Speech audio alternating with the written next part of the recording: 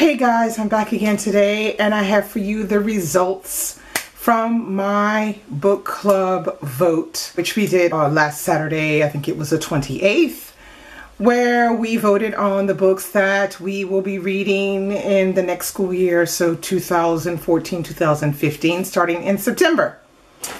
So, funny. This time it wasn't so disputed, the vote. Usually we have like three-way tie or two-way tie with 2 or 3 books out of the 7 that I voted for, and this time it was pretty much an outright decision. We all seem to be on the same, more or less, desire to read. So I will link below my first video so that you can go back there and then you can see the list of all of the books that were on the list. This is the list. It was 20 books. Now, I will first tell you what I voted for, and then you'll then see what the group results were. So, I voted for The 12 Tribes of Hattie, Sweet Tooth, The Light Between Oceans, The 100-Foot Journey, The Memory of Love, The Reluctant Fundamentalist, and The Steep Approach to Gabberdale. So, yeah, and those were my 7 picks. I don't know, some of you guessed a few of them correctly, and yeah, so that's what it was.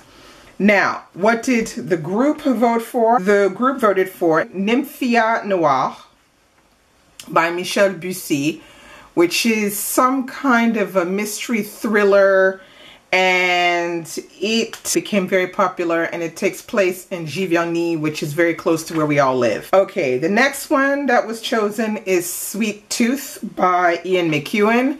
I haven't heard a lot of people on BookTube at the moment talking about that one, but I think Sweet Tooth came out not last year, maybe at the beginning of last year or the year before. I'm not really sure, but I've heard that it's gotten mixed reviews, that it doesn't correspond to what's on the back of the book and some other things. But anyway, so a lot of people wanted to read it. 9 people wanted to read that book. The next book that was chosen is The Light Between Oceans by M.L. Stedman. And I don't need to talk to you about that book because everybody knows about that book.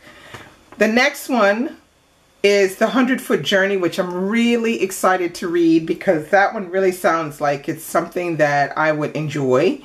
And it has kind of a food theme running through it. And that is by Richard C. Morris, or Moray, I'm not really sure. The next one that was chosen is The Memory of Love by Aminata Forna. This one I've heard, yeah, that it's kind of intense and a little bit hard and harsh, so I don't know, but it just sounds interesting to me. So we will be reading that. We will be reading Love, Nina, which is a memoir by Nina Steeb. Now, I don't really know who this person is. Sue me, sorry. I'm not British, and I think Nina Steeb is British, and I don't know exactly if she's an actress or a comedian or what it is. But everybody seems to want to read this memoir. I don't really care. But anyway, I'll read it and see what Nina Steeb is all about. Memoirs kind of freak me out because sometimes I don't know. They're kind of full of stuff that you don't necessarily want to know about people, but they're in there. So I don't know. It's written by her, so she'll divulge, I guess, all of her intimate family blah blah or something. I don't know. So we're going to be reading that. And last on the list, which I'm really disappointed about, is Love in the Time of Cholera. Oh, I hated that book.